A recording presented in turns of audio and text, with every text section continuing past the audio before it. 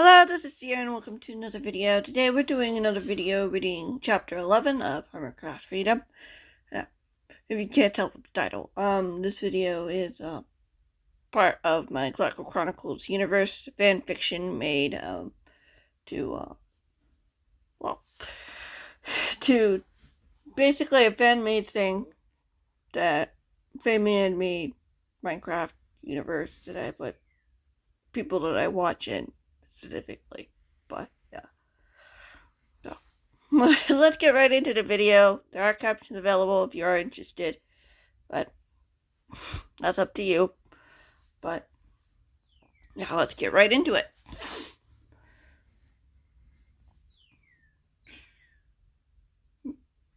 Soft buzzing filled the sleepover room as Scar laid completely still. The room was dimly lit with torches.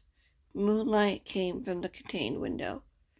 Apologies. Scar didn't dare open his eyes, not wanting anyone to know he was awake, especially not the hermits, his friends. He had woken up an hour earlier from a very strange dream to do with cats and shooting stars, but he couldn't get back to sleep. Not when he didn't know when Gerald might show up yet. Sure, he felt more ready to face him than he had a couple days ago, but Gerald wasn't as predictable as the hermit thought. If he was leaving him alone, then it meant he had to be up to something. Was he after one of his other friends? Or was he dealing with other matters instead? With other connections he had through Rhinestone's experiments. The buzzing in the room returned, growing louder with intensity as he heard a groan. It sounded like it was one of the communicators. Who was calling at this hour? Was something wrong? Scar opened his eyes ever so slightly. Through the sliver of vision, he could see movement in one of the beds. Someone sat up. Grian. Who could be calling Grian at this hour? Were his friends in trouble? Maybe Mumbo was having an issue and needed to let the people of Hermit Fortress know? No? It should be a question, not a statement.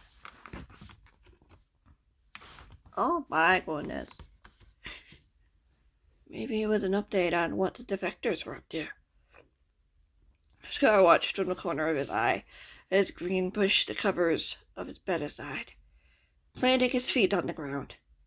The younger hermit was frowning, turning his attention to the nightstand by the bed. Scar saw the communicator light up in the darkness as it vibrated again.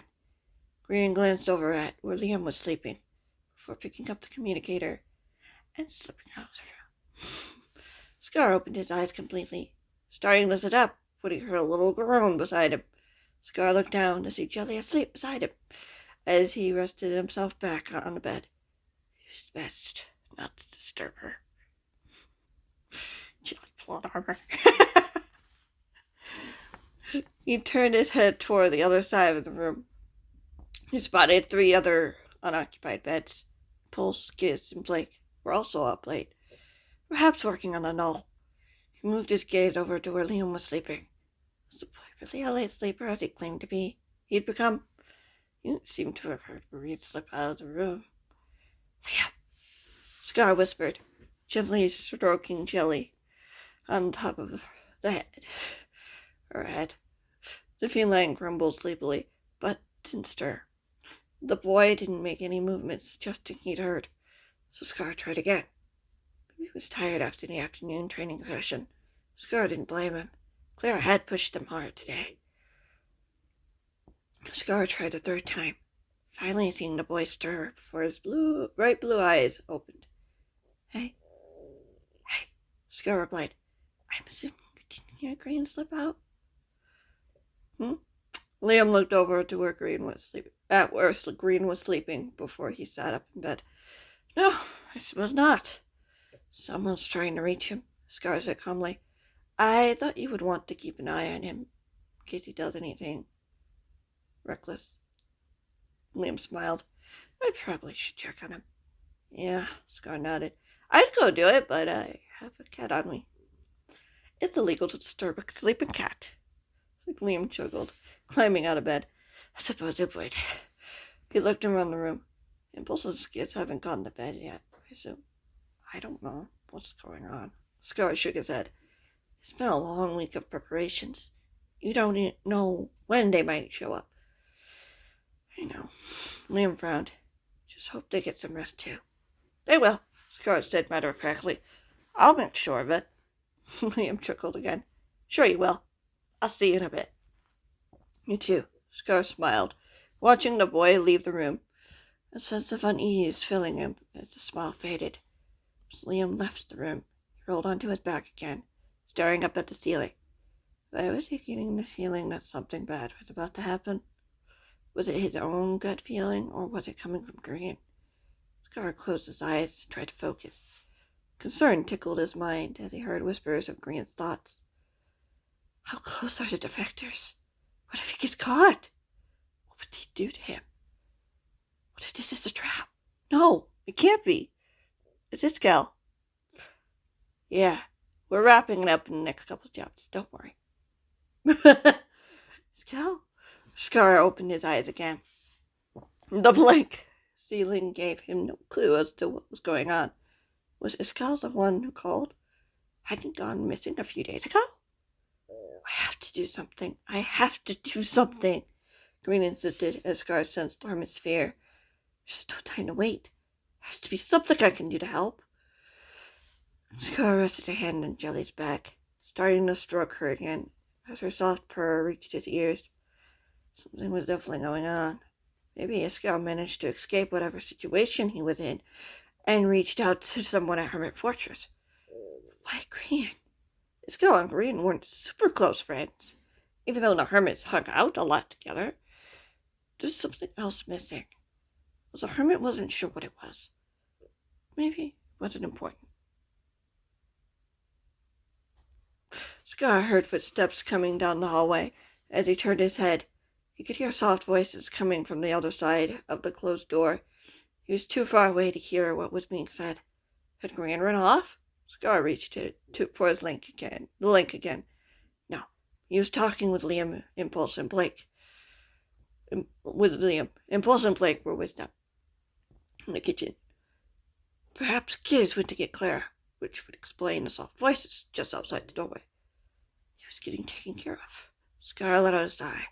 The protectors would take care of the problem and ensure his gal was okay, and take it somewhere safe, just like they had with Stress. Everything would be fine. The Kitty Big Snow was coming. Suddenly, he heard a shout as the back door slammed open, followed by rockets a moment later. 3 more rockets launched shortly after, before he heard Skiz's voice calling out to his best friend. Scar sat up in bed, looking out the window in time to see 4 shadowed figures flying high above the tree line. Scar frowned. He could sense Green's panic as he faded away into the early morning sky.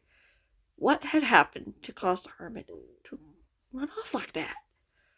He's teasing alone, Scar reminded himself, looking away from the starry night sky. Liam, Blake, and Impulse wouldn't let anything happen to him, even if the defectors were somehow involved. They had to be. They attacked Stress not too long ago. We still couldn't be sure why. She had no connection to Stampy, but maybe it was a way to get to them, get under their skin, to remind them that they could still hurt them, even if it meant going after their friends. Scar shuddered at the thought, as Jelly stretched beside him, before hopping off the bed, granting permission for him to get out of bed. He needed to know what was going on.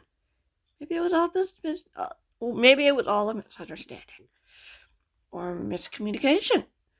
They would know soon enough, he hoped, as he slipped into his wheelchair and strapped himself in. There was no use in sleeping when he didn't know what or who would be there waiting for him in the dream world. Gerald had no hold on him when he was up anyway, but he still couldn't shake the feeling that something bad was about to happen.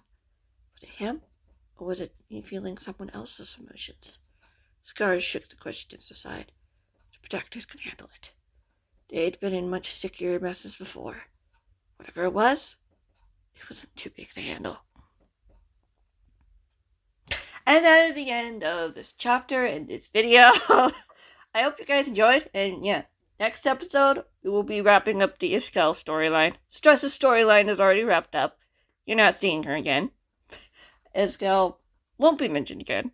Although maybe he'll be mentioned not by name. The same way I do certain characters, like, I don't know, the bear. Yes, the bear has been referenced before, but not by name, or even by the fact that he's a bear. It has been mentioned, but only those who know. It doesn't matter for you guys, but I'm just saying. It's not like I haven't done that before. It's like, oh yeah. This person who we thought was a friend turned out to... Well, you'll see. I'll see you guys in the next one, whenever that might be. Goodbye.